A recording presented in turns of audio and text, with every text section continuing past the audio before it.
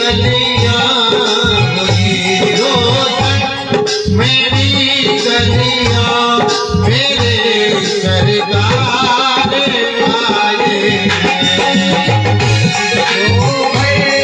वो गुलशन सा मेरे प्रभु राम आए हैं।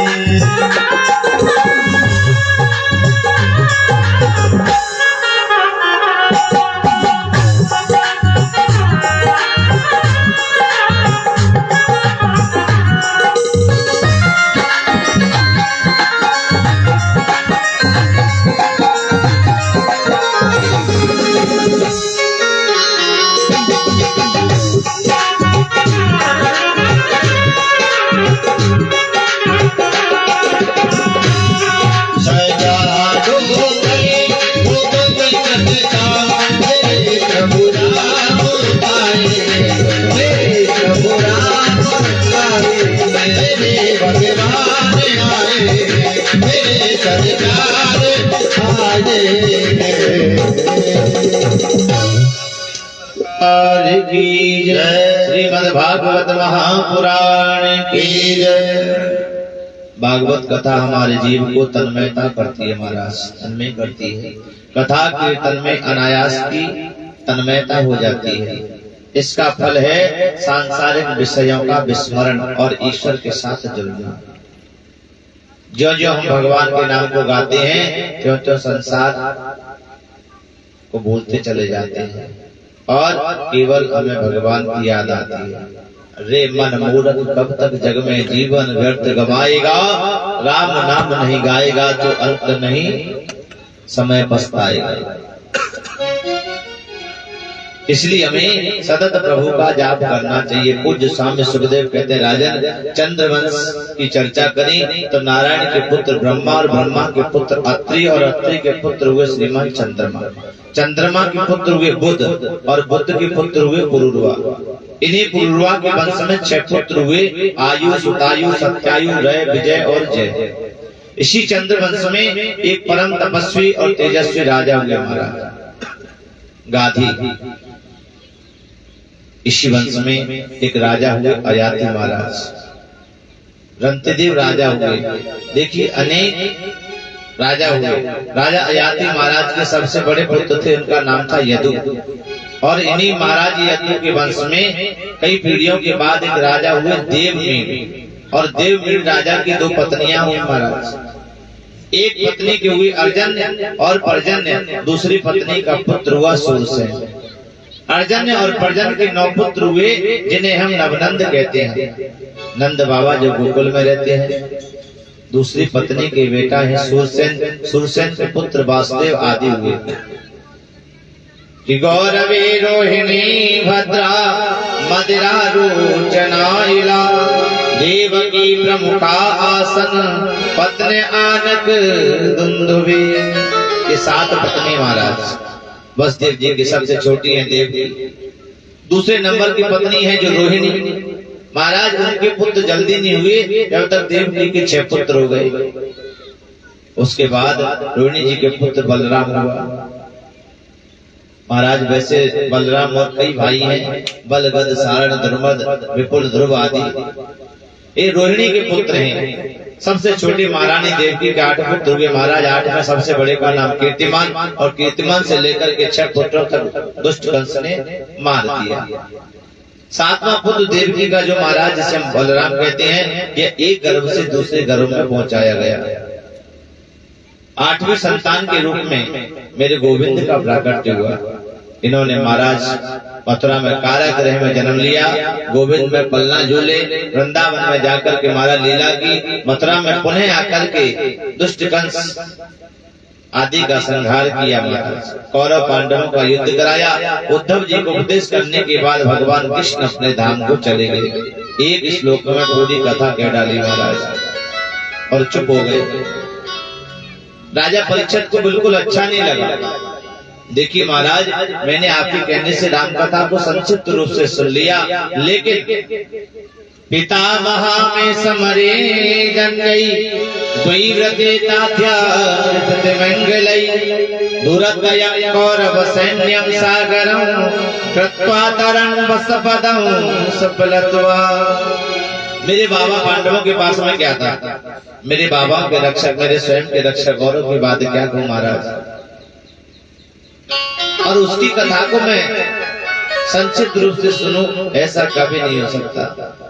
ये कथा तो महाराज सुनने को मैं बहुत देर से आतुर हूं, और जब से आपकी वाणी को सुन रहा हूं ना महाराज, मुझे भूख लगती है ना प्यास लगती है, बस ये लगता है रसगुल्ले रूपी कथा आपके मुखारविंद से आपकी वाणी को सुनता रहा कि नहीं साथ दुसहा चुन्मा तो दे कपिवारते हिवंतम तन मुखाम्बोज अवसुतम हरि कथामृतम। केवल यही लगता है मुझे हर पल के बस आपकी वाणी को सुनता रहूं, और मुझे कुछ भी अच्छा नहीं लगता। देखिए राजन, श्रोता हो तो आप जैसा हो, मुझे भी बहुत अच्छा लगा। देखिए जब वक्ता को श्रोता अच्छा मिल जाए तो फिर कथा कुछ अलग ही हो जाती है। अवश्य आपको विस्तार रूप से सुनाऊंगा। देखिए जब जब इस पावन धरा पर महाराज पाप अत्याचार बढ़ता है, तब तक मेरे प्रभु अवतरित होकर के आते हैं कि जब जब हो धर्म की हानि, जब जब हो धर्म की हानि,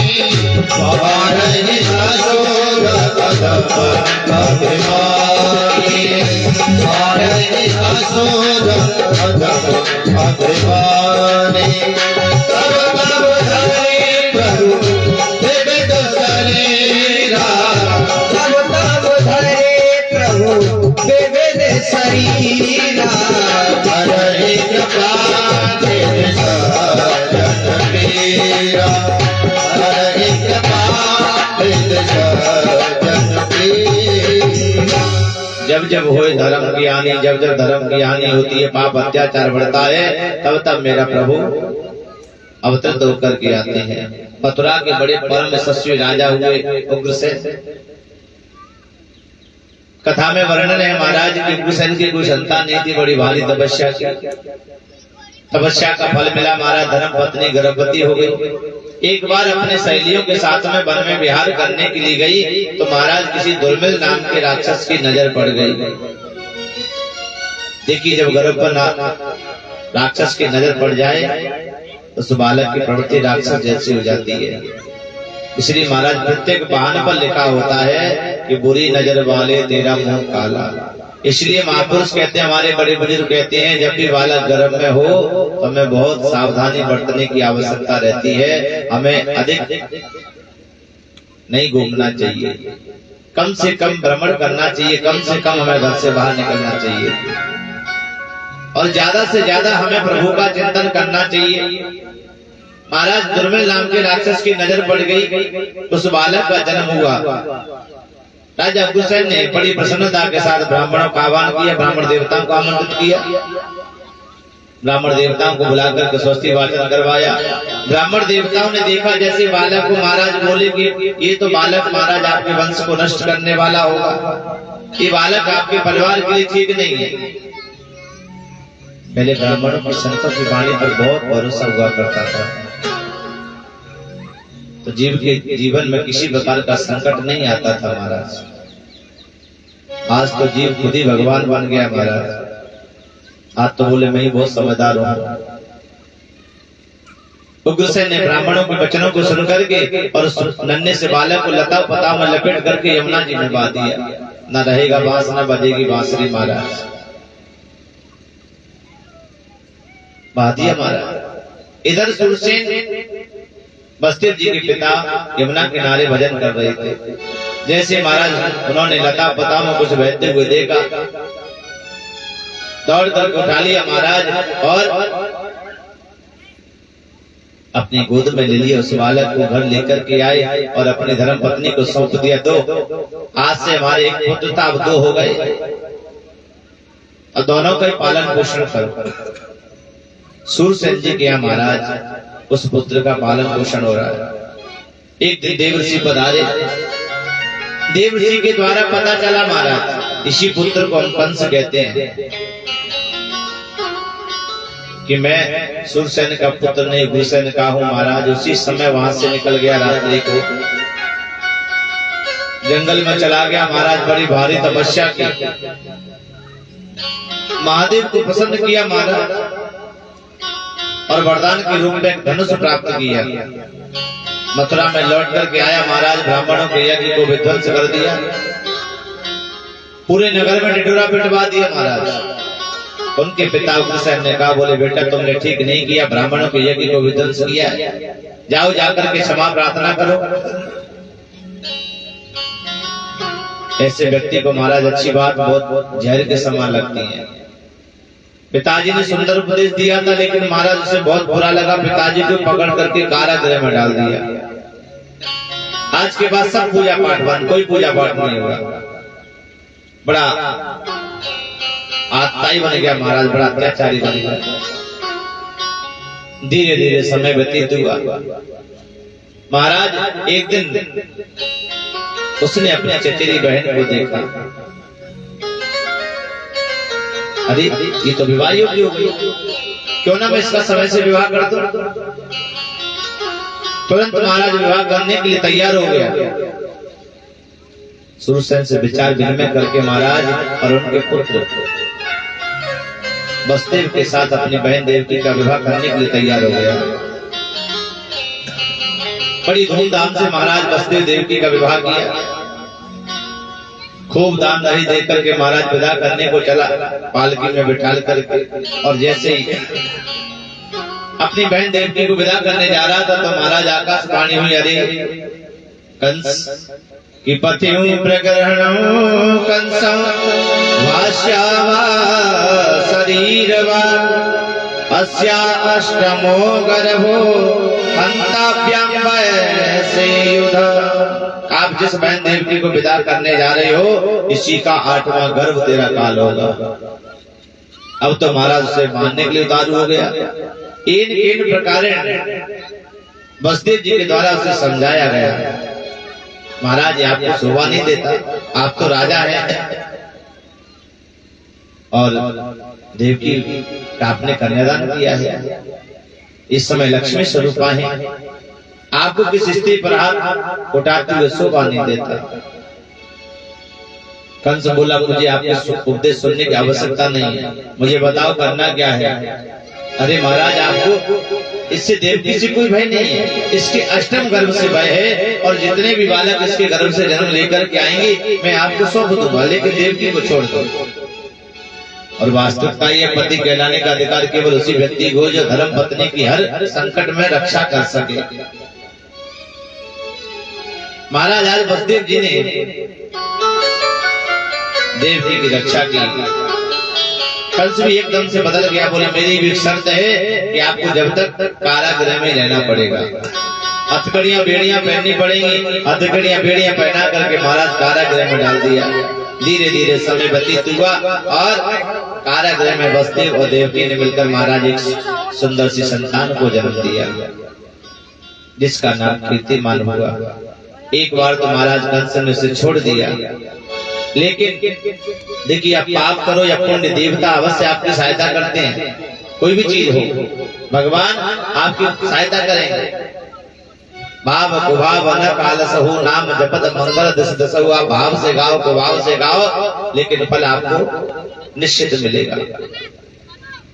आज महाराज जैसे कंस ने छोड़ दिया, देवर्षि बधारे बोले महाराज आपने क्यों छोड़ दिया। अरे आकाशवाणी ने अष्टम गर्भ के लिए कहा था, बोले आप क्या जानते हैं ये देवता बड़े चालाक हैं, ये कहीं गिनती पीछे से शुरू कर ली तो। एक फूल मंगाया कमल का महाराज, और उसकी पंखड़ियां गिन करके दोनों ओर से नारद जी ने समझाया। आपको क्या पता, अगर ये गिनती कहीं पीछे से कर ली गई तो यही अष्टम गर्भ होगा। और जिनकी बुद्धि को बुद्धि जाती है, उनमें महाराज इतनी बुद्धि होती है कि केवल अपना पेट भर सके। महाराज कंस एकदम से बदल गया, उस पुत्र को बुलाकर के मार दिया। इसी प्रकार से 6 संतान को जन्म दिया और 6 संतान को दुष्ट कंस ने मार दिया। बड़ा आतताई, बड़ा पापी बन गया महाराज। 7वें संतान के रूप में शेष अवतार बलराम जी आए। माया के माध्यम से महाराज एक गर्भ से खींच करके दूसरे गर्भ में स्थापित किया गया और 8वीं संतान के रूप में मेरे गोविंद आए। महाराज कंस ने और सेना बढ़ा दी और सुरक्षा बढ़ा दी, चाहे कुछ भी हो जाए लेकिन निकल नहीं पाए।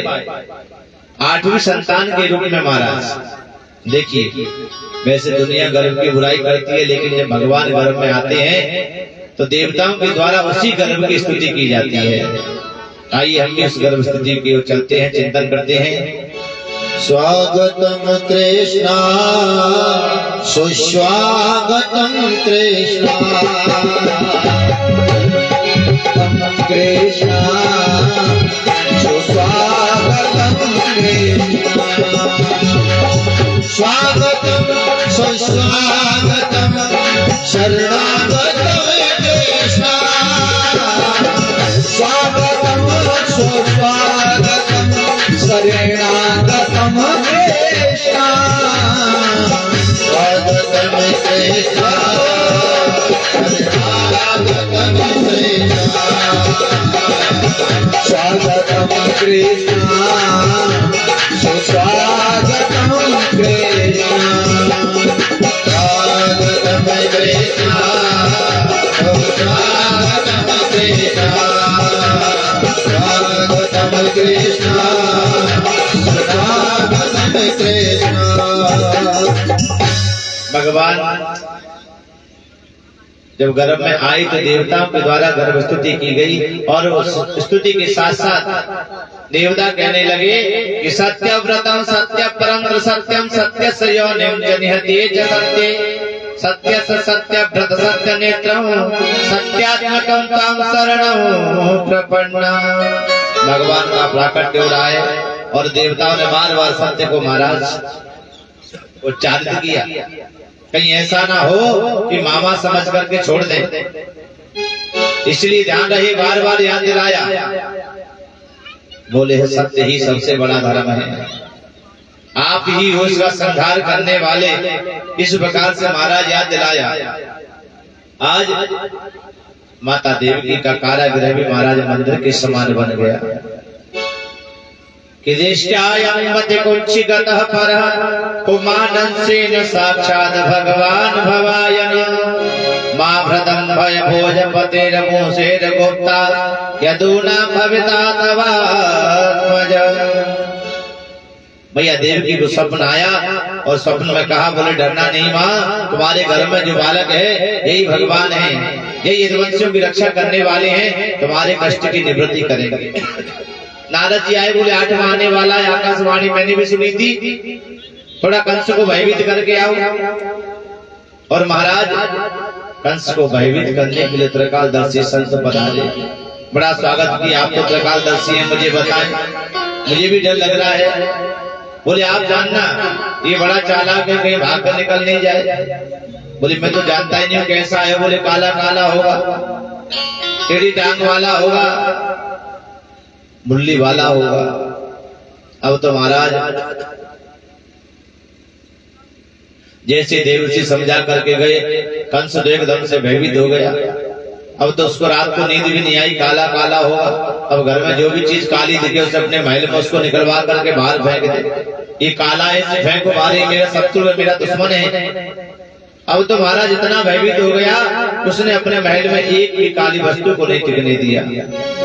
भोजन की थाली में महाराज अगर जीरा काला दिख गया तो उसको थाली को फेंक दिया। बोले काला इसको ले जाओ, यही मेरा शत्रु है। लेकिन देखिए जब भगवान आते हैं, जब कितनी सुरक्षा हो, कितनी अशांति हो, जब भगवान का पदार्पण होता है वहां अपने आप शांति हो जाती है। जब भगवान आते हैं तो सारे हमारे जीवन में जितने तिगड़ियां बेड़ियां होते हमारे सब खुल जाते हैं। आज भगवान का धीरे धीरे प्रकट हो रहा है। महाराज भादव का महीना, शुक्ल पक्ष अष्टमी तिथि, भादव का महीना और कृष्ण पक्ष अष्टमी तिथि।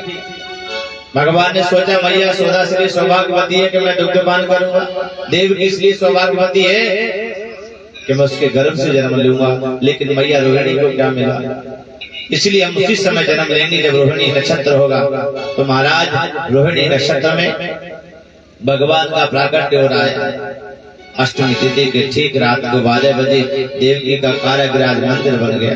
बोली बाल कृष्ण लाल की जय। कमल नयन चतुर्भुज नारायण भगवान की जय।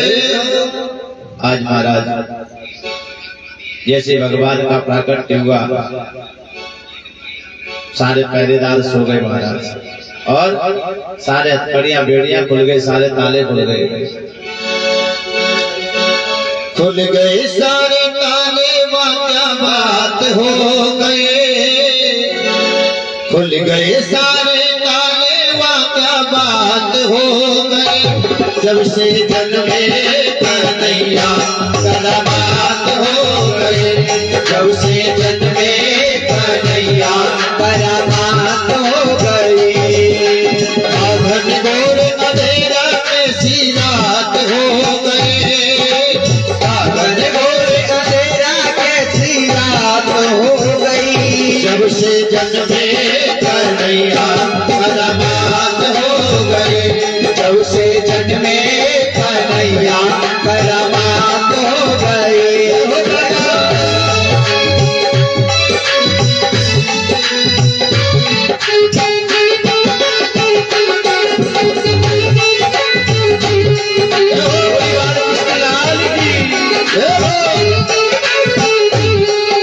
रावण दिखाना जन्म लिए काना, तो जापुर का जमाना पुराना। रावण दिखाना जन्म लिए काना, जापुर का जमाना पुराना।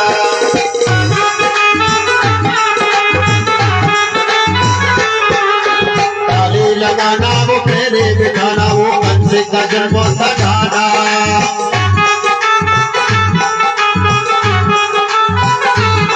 उस रात का जब भयंकर था, उस रात का जब भयंकर था। उस कंस को मरने का डर था। उस कंस को मरने का डर था। बादल जाए उमड़ आए, बरसात हो गए। बादल जाए उमड़ आए, बरसात हो गई। जब से जन्मे करामात हो गए। जब से जन्मे कन्हैया करामात हो गए।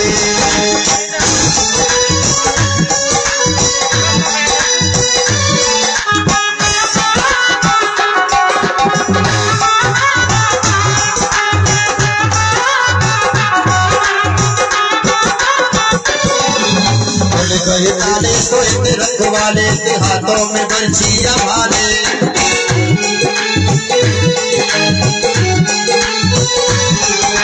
खुल गए ताले, सोए रखवाले के हाथों में बर्छियां भाले। होटल के ताले बड़े थे पाले, वो काले के हवाले होने वाले।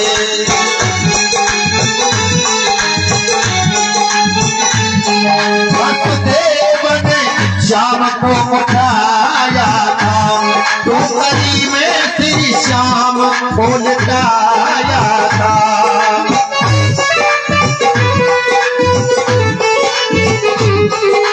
गोकुल भाई हर्षाए, किसी बात हो गई। गोकुल भाई हर्षाए, ऐसी बात हो गई।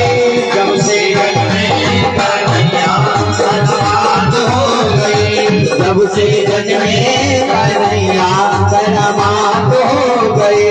जब से जन्मे कन्हैया करामात हो गई। जब से जन्मे कन्हैया करामात हो गई।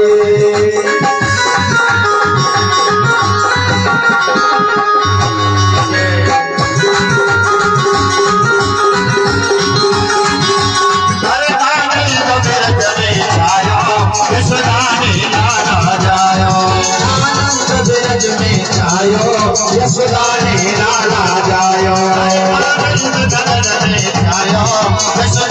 लाला जायो। आनंद में छायो, यशोदा ने लाला जायो।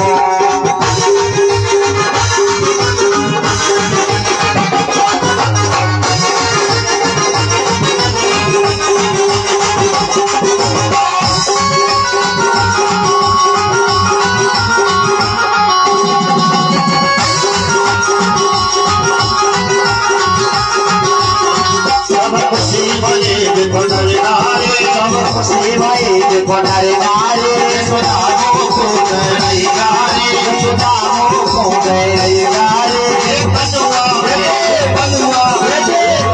बहाने आयो रसलाने लाला जायो आनंद बिरज में छायो रसलाने लाला जायो।